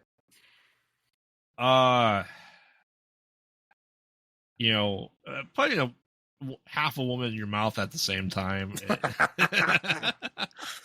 I'm just like, what the hell? Yeah. And what would bother me is that like they never they just assume Jubei is okay, but at least in the dub, it's just like, is he cured or is he going to die in like 2 hours? No, they kind of leave it vague and open, but they do go out of their way to show you that he kissed her. And that she said earlier that even a kiss from me would be enough to kill you. So technically the kiss would have been enough. Right, but the old man wanted to proceed to know if they boned or not. Right, because the old man was an asshole. Yeah, the old man was an asshole. Right, because he's a jerk. The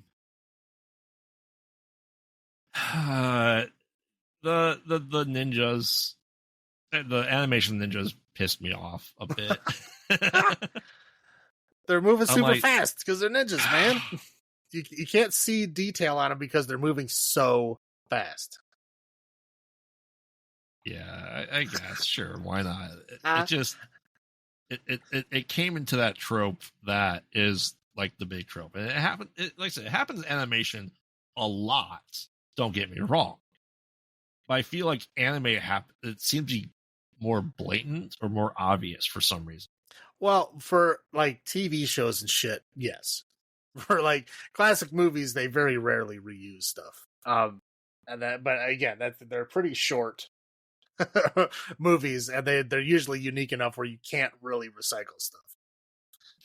So they can, if they can, they will. There's a short scene there where they do. And let's face it, Jubei was a shitty fighter. He was a shitty fighter. He barely did anything. Oh, he killed everybody. He's definitely the most, let's say, human of them all that we've seen in the past in these 3 movies. He fought the blind swordsman guy in one. That's true. The blind swordsman guy was supposed to be the best of them all. Yeah. And I want to know what... Okay, I'm assuming the string that he uses on his sword is the same string the guy uses that is just this ex machina string. Yeah, it's some kind of like metal string that can go forever and you can't see it until it's there. It's exactly what it is. I didn't like that. It's magic. They got guys with he had a fucking cyborg wood suit. Right. This is not classic Japan. This is like alternate timeline for that. Yeah, the guy in the beginning was like in that weird like wooden automaton suit with a gun hand. It's like cyberpunk feudal Japan. Yeah, well, I don't know what you call that. It's not even steampunk yet. It's like wood punk or something. Samurai punk. There you go. Something. Let's call it. We'll start the new genre, samurai punk. What are your little points? Not a whole lot. I mean, the sex cure is ridiculous, of course. And the love story, it basically is like Rambo 2. Have you ever seen Rambo 2? Yeah. It's like the exact same fucking love story to where like he meets this lady and he knows her for like a day and somehow falls in love with her. She fucking dies. And then he takes her like little necklace and puts it on. And then in this movie, he puts on her little headband. And then he goes and kills the bad guy. It's like the exact same love story there. Where like it's not really a love story because like nothing like sex happens at all. It's just they like somehow fall in love even though they only knew each other for 24 hours. Yes. What year did Rambo 2 come out? I know it was before 93. So 86? Yeah, probably pretty early because I remember Rocky 4 came out, I believe in the late 80s. So my guess is 86. Yeah. Somewhere around there. Yeah. So it was like basically that love story was like stolen from Rambo 2. There you go. The one that was essentially like patriot porn. The one where he goes back to Vietnam and like wins Vietnam by himself. 85. I was 1 year. Oh yeah. Again, I was like, it was peak time for that. But yeah, Rambo 2, where he goes back to Vietnam and wins the war all by himself. Which was ridiculous because the first one was, I mean, I think he only kills one person and it was by accident in the first movie. Yeah, first blood, only blood. Yeah. It was only because the guy was like being super fucking dangerous and that was like he didn't kill anybody else. Yeah. All right, do you want me to go first for number of sexual assault demons? Sure. What do you got? I will give this a 6. 6 sexual assault demons out of 10. How about you? I will give mine a 7.5. Sexual assault demons out of 10. All right. So that means you only fit a quarter of a person into your mouth at that point. Correct. That's correct. All right. Well, tell us about the last one. Okay. I'll try to keep it quick because I know we're getting long. Okay. So Perfect Blue came out in 1997, which is again still classic. But we've graduated into like kind of the internet age. And I think this is the first movie I can really remember like the internet playing a story in like this kind of way. In like that kind of like, psychological thriller kind of way. Yes, I would agree. I mean, they had movies that used the net as like, as like a goofy, avenue before that point. But this is the first one that actually like took it seriously enough to just put it as like a regular part of the life instead of making it like the whole movie about it, Anyway. Remember, as long as it's Mac OS, you're fine. Oh, right. Okay. So anyway, there's a lady named Mima who's short for Marina or so. I don't know, something. But anyway, we call her Mima. So she is a pop idol, which is a huge thing in Japan. But anyway, pop idol, the only thing we really need to know about their culture there is that pop idols, this goes for J-pop and K-pop, is that basically they have to be like super, super clean. Like they can't be seen doing anything even remotely like dirty. They can't even be known to have like boyfriends, girlfriends, anything like that. Like they have to be very. Think of a singer that's starting a Disney Channel. Exactly. Yeah. It's like you have to be very, very clean, very, very, like sterile. They have a very like they're selling your image and it has to be pristine. So that's what she was, and she decides that she doesn't want to do that life anymore. She wants to be an actress. So she essentially leaves behind her pop idol group, which was doing okay, but not great. So she leaves. As soon as she leaves, because they were a trio, now they're a duo. The duo starts doing better without her, which kind of upsets her. And the roles that she's getting at first are very, very minor. And she's kind of like, oh, that's sad. So at this point, she gets like on the internet because somebody like hands her this note saying like, oh, I go to your website every day. And she's like, what do you mean? Like, I don't have a fucking website. Like, what are you talking about? She doesn't even know how to use the internet at this point. So she buys a computer. Her manager, Rumi, shows her how to use it, and how to get to this site. And she gets to this site and it's like all these pictures of her and like, it's like her like video diary. Well, not video, but like a text vlog, right? Is that what they call it, right? Yeah, a vlog. And it a blog. Sorry, blog, not a vlog, a blog. Yeah. And it dictates like what happens to her in the real world. Right. Yeah. It's like talking about her life and things that are going on. And she's like, oh, this is interesting. This is fun. Right. Because nothing has like happened that's strange yet.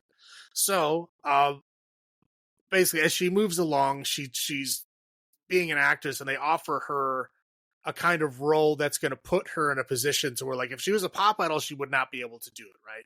Because they're talking about sexual assault. I know, big surprise. Right. But they're talking about she's going to be an actress in a rape scene. And like, they're very concerned over, oh, are you going to be okay with doing this? And she's like, no, I want to move forward as an actress. I want to leave my pop idol self behind. I want to move forward with this. So she's like, okay. So she does that. After she does that, there's kind of like, critically it's doing well. But her old fans are now really upset. So, especially one guy in particular. Right. Yeah. One guy with the creepy eyes that are on the sides of his head. Yes. Anyway, and so she goes on her website, and the website is now transitioned into being like, I don't know why they're making me do this stuff on TV. This is not what I want to do. I'm the pop idol. I'm the clean girl. Like, I don't want to do this kind of stuff. And she's like, well, I'm not writing this. Who's writing this? Like, whose website is this? Well, this is obviously not me. Right. It's like slandering her manager. Right. Yeah. And like the persona online is what they expect her to be still. Right. Yeah. So basically what happens is that people around her start dying. And it's basically like the people that are seen as kind of like as being blamed for what they're doing. Like the guy who wrote, the guy who wrote the rape scene, he gets killed. Yes. Right. So it's like anybody that, that becomes a part of this, that the website talks about made her do bad things. Like her other manager, because she had like two managers, her other manager gets killed. There's a couple other people in there. I don't remember who they were. Oh, the one guy who was at her concert and like, threw a can at the stage. He got killed. So anyway, a bunch of bad things are happening here. We end up finding out that the creepy guy that's at all her shows and shows up everywhere she is, he's even like watching her acting and stuff. He's just like a super stalker. We find out that he is hanging on that website every day, and that whoever is writing the website is emailing him every day. And when she is asking him to like do something about these people that are making her do this stuff. So he thinks he's talking to her. Right. And so she's killing these people. And eventually, again, I'm making this quick. She starts losing control over what is real and what is not. So she's like losing herself in the acting role, and then she's losing herself in the internet. Like, is this really me? And I don't remember doing it. Like she's in the acting thing is like, is this my real life or is this other life my real life? So she kind of like gets stuck in this weird loop where she doesn't know what's real and what's not. And there's all this stuff that's going on. Deaths are happening around her, but she doesn't understand if it's real or not. Anyway, so she gets to the point where eventually the fake Mima on the website tells the creepy stalker guy to kill the fake Mima. Yeah. Because she's doing all this bad stuff and she's now an imposter. She's not, a different version of her. No, she's straight up imposter. Kill her so that the real me can come out. Anyway, so, attacks her. We end up finding out that the fake Mima is actually Rumi, her manager. And Rumi, the manager, is like dressed up as the old pop star her. And she's like an older kind of, I don't know, how do you say that, flabbier lady, right? But in her mind, and also in in Mima's mind, she looks like her old pop idol self, because again, Mima is not exactly psychologically stable at this point either. Right. She sees it as herself, right? But only in the mirror side do we see that it's Rumi. Right. Yeah. So like, yeah, as like she's like, when Rumi is running down the street, we just kind of see her like hopping in this kind of like, ethereal way, right? Just gonna happen. But when she moves past a window, you can see it's big old Rumi huffing and puffing, like chugging along. So it's just like, but they're both lost in like this weird, similar kind of dream, to where Rumi thinks she's the old Mima, and Mima also thinks that's the old her. And she's like, basically, so they get in this big long fight. And Rumi ends up dying by impaling herself on some glass. Well, sorry, she doesn't die, but she gets knocked out or taken out of commission by this broken glass. And then at the end of the movie, we find out that Rumi was, just nuts. She had dissociative identity disorder. She has multiple personalities. One of them is the old Mima. One of them is Rumi. There's other ones too. Right. And she's like locked in a psych ward. She says, sometimes she slips into Rumi, but usually not. Usually she's sticking with Mima all the time. Yep. So then Mima, the real Mima ends up becoming like a kind of sort of famous actress, and then Rumi just ends up getting locked in the psych ward. Yep. Again, there's a lot of nuance and a lot of art style stuff that goes on behind the scenes here. I'm just trying to hurry it up and not, linger too long on that kind of stuff. I think it's presented in a fun way. But that's the basic story. Yeah. You want me to go with my first thoughts? Sure. It's simple. Black Mirror. Well, Black Mirror, yes, before there was Black Mirror. Because, this came out in 1997. Black Mirror, a.k.a. Twilight Zone, a.k.a. Outer Limits type of, they do play on the DID. They call it DID at that point in time. But the idea of the blurring of the real world and let's call it the actor world, and in addition the cyber world. Because a lot of people reading the blog read it as her, right? And it's like someone is like a lot of famous people shouldn't type their own social media out, so they have someone else do it. So they're hearing it someone else's words, but in the context of whoever.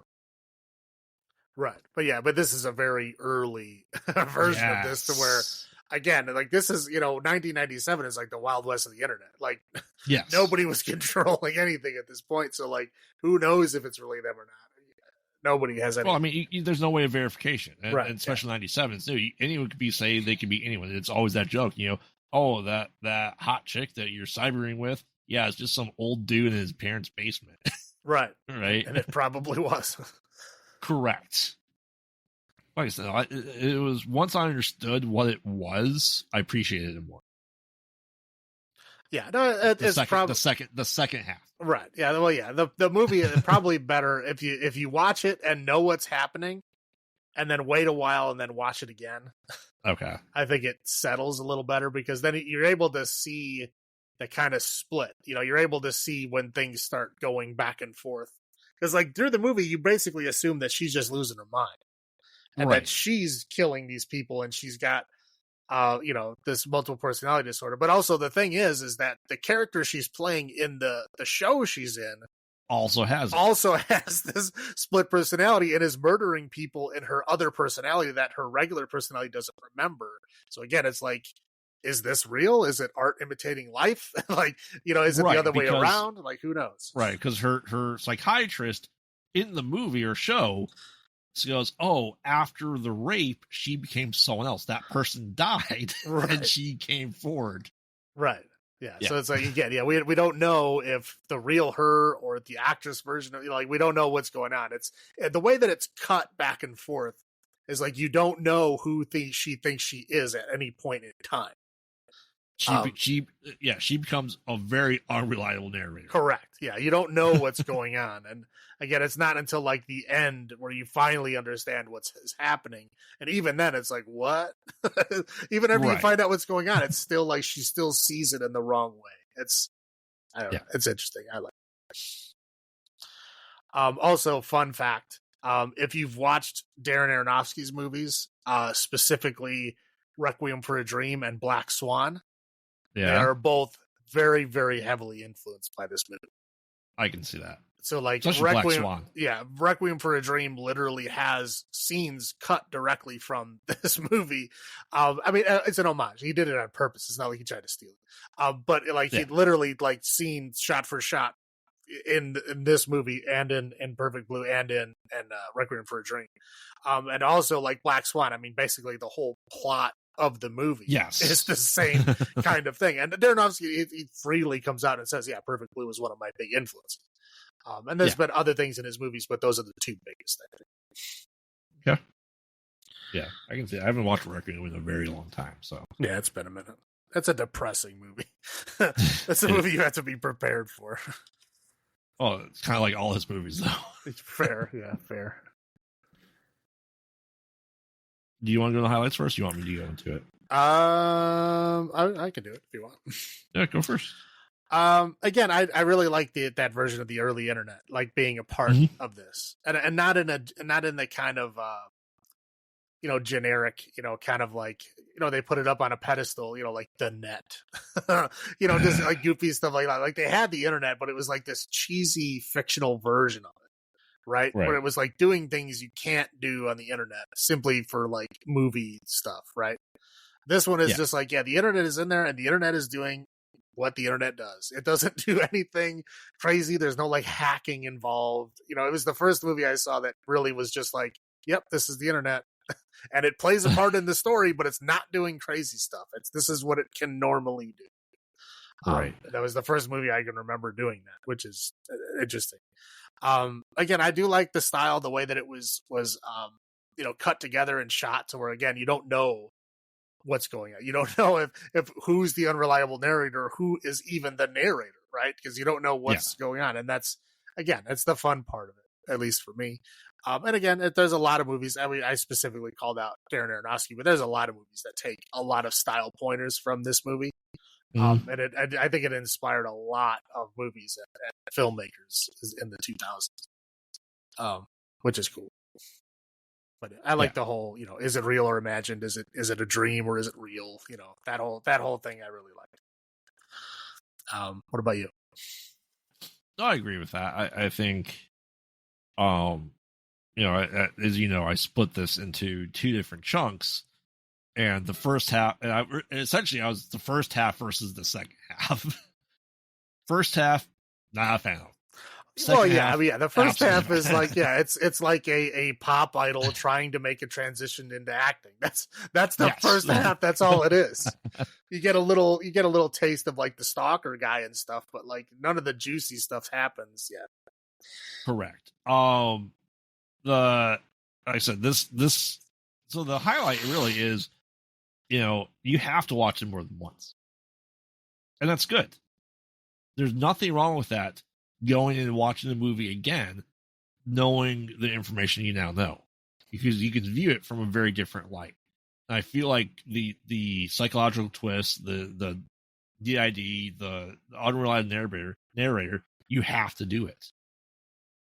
You know what I mean? It's not usually it should not be a one and done type deal.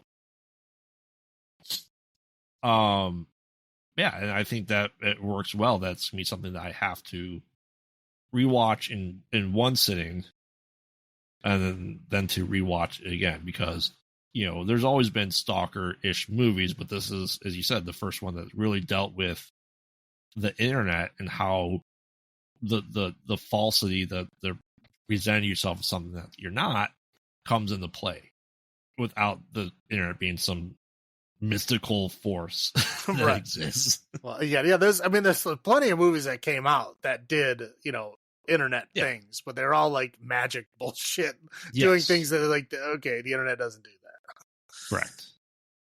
So I appreciate that for it. Can we roll into my low points? Yep. Mac OS. First and foremost, that was an Apple II in 1997. I know it because I worked on those in elementary school. That's what I had. And like that is like did they get I was thinking, like, did they get product placement for this movie? It doesn't seem like they put this product placement in this movie because, well, bad guys can't use apples. I'm going to say that if that show was her last show with, let's say, 80 people, they play one song and she goes, "Yeah, I quit." What a shitty way to go out. Well, I mean, yeah, like the Pop Idol thing there is like, that's a crowded genre, man. That's yeah, they're all over the place. But if you look, like their shows were all like, oh yeah, we play like this mall at 2 p.m. Like, of course you're gonna be tiny little bitty shows. Like, I mean, you're gonna have your fans or whatever, but yeah, you're not gonna be selling out fucking stadiums at 2 p.m. Right. And next to the food court, next to the vomit, next to Sabero is right. Cham. right. Which was the band name. Yeah. Yeah, that, I mean, obviously the sexual assault scene is still a lot to take. I mean, yes, do they artfully do it? Yes, but for it being 1997, and it's funny that it is 26 years later that we still see people in the real world struggling with that transition, and they go from like that Disney pop star to boom porn. Well, yeah, because again, it's like I always say, you can't like raise a child telling them not to do something, because then once they figure out what that is, that's all they're gonna do. It's like, yes, don't do that. Expose them to other things. That way they can be balanced. Otherwise they're gonna go all in to whatever you don't want them to be into. And that's like what these Disney kids do, man. They're like, you're not allowed to do anything. You have to be super clean. You're not allowed to have a boyfriend, or you're not allowed to even hold hands with anybody. Blah, blah, blah bullshit, right? And then you get fucking Miley Cyrus, who, had to live her, perfect little Hannah Montana life. As soon as she got a little bit of freedom, she went nuts. But do I blame her? No. No. Of course she did. It's like what happens when you, put, girls in Catholic school and then tell them they have to be good and can't do anything bad. Right. They don't act good. I'll tell you that. There's nothing in this movie. It boils down to I fucking hate pop stars. Well, I'm not a fan either.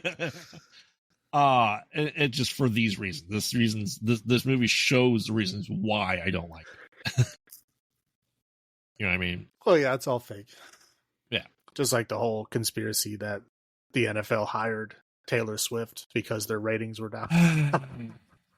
Yeah, I brought that up on Thanksgiving, and yeah, they didn't like that. What are your low points? Yeah, basically, yeah, the sexual assault, not a fan. Just after, like, every movie has sexual assault in it, which is not every anime has sexual assault. I promise you. It's just everyone that we're watching, everyone with a horror element has sexual assault in it, I guess. But I think it just the tiny apartments that they have. Yes. I mean, like, you even see it, like, in her bathroom, she has one faucet that she has to swing between the sink and the tub. Yep. And they're so close together that it's like, just go, like, literally right there. Like, that's how small it is.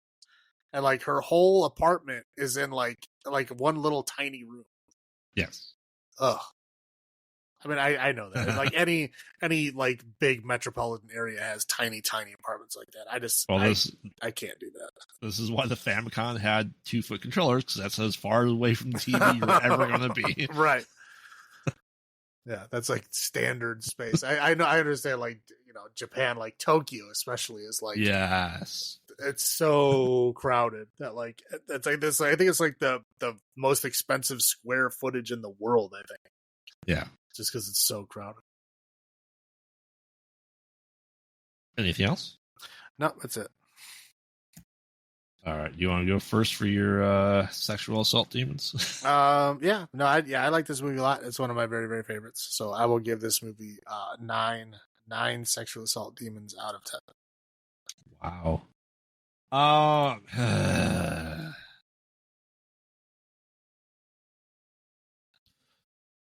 Just for a first watch with no rewatch, I will give it 6.5. Change my mind. It's not my least favorite. No, it's obviously it's a different type of horror. Like I said, I do need to watch it again, and like I said, I'm gonna rewatch all of these. I plan on with subtitles and see if it changes my context and really my scoring. Well, I mean, it'll give you a little bit more insight. It's just you got to focus more. Yeah, like it'd be days where I'm not sleepy because if I have to read while I'm watching a movie, I may fall asleep if I'm already tired. There you go. So, all right, why don't you take us home? Sure. Next week will be the last week in the month of me. I know everyone's very upset about that. Join us next week as we watch movies in the vein of the classic Twilight Zone episode, 5 Characters in Search of an Exit, which is my favorite Twilight Zone episode. I'm sure you guessed by now. People get trapped in a situation with a group they don't know and are tasked with finding a way out. We've gone over some of these previously, such as Predators and the Cube franchise, obviously, that was just a couple weeks ago. Yep. But next week, we dive into even more with Vile, Exam, Identity, and The Hunt. So remember, we watch bad movies so you don't have to. And this has been Graveyard saying, have you checked on the children? This is Salem saying, long live the new flesh. Good night. Good night.